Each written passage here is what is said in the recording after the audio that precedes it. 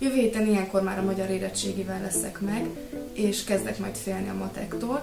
Viszont én megmondom őszintén, hogy nem bánom azt, hogy már kevesebb egy hét van az érettségig, mert tényleg egész évben a fejünk fölött volt ez a felhő, és féltünk tőle, és mindenki mondta, hogy érettség, érettség, érettség, és sosem tudtad magad igazán elengedni, azért, mert tudtad, hogy fú, mennyit kell majd tanulni, és érettségizni fogsz.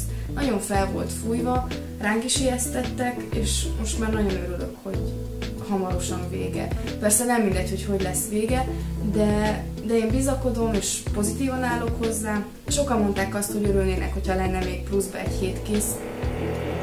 Fuck! Szomszédom fúr.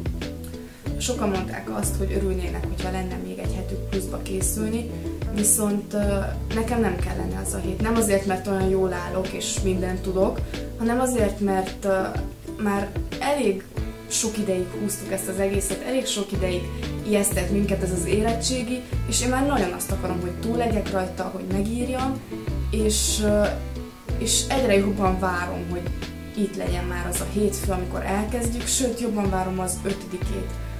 A július 5-ét, azt a gyönyörű napot, amikor letudom az érettségit, és meg vagyok vele. Picit meg vagyok ijedve attól, hogy túl kevés idő alatt túl sok infó jött a fejembe, és ezért egy káosz van benne, és nem fogom tudni, de szerintem majd ott, mikor megkapom a tételt, akkor úgy lenyugszik minden, és át fogom gondolni azt, hogy mit is kellene ideírni, és eszembe fognak jutni az információk, mert most tényleg egy csomó mindennel itt megbombáztam az agyam. Próbálok továbbra is nyugodt maradni, és már előre félek a vasárnap délután esti Facebookos üzenetektől, meg státuszoktól, hogy jaj, te jó ég, holnap érettségizünk, holnap elkezdődik, jaj, de félek.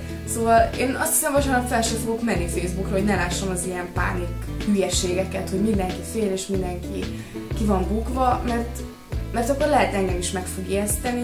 Én kívánok nektek kitartást, és persze nyugalmat erre a hétre, mert mindenki meg van már ijedve, mert érezzük azt, hogy itt van a nyakunkon ez az egész. Úgyhogy mindent bele, én szorítok nektek, szorítok magunknak, és tanuljatok még hétközben, hétvégén pedig pihenjetek. És sok sikert kívánok mindenkinek!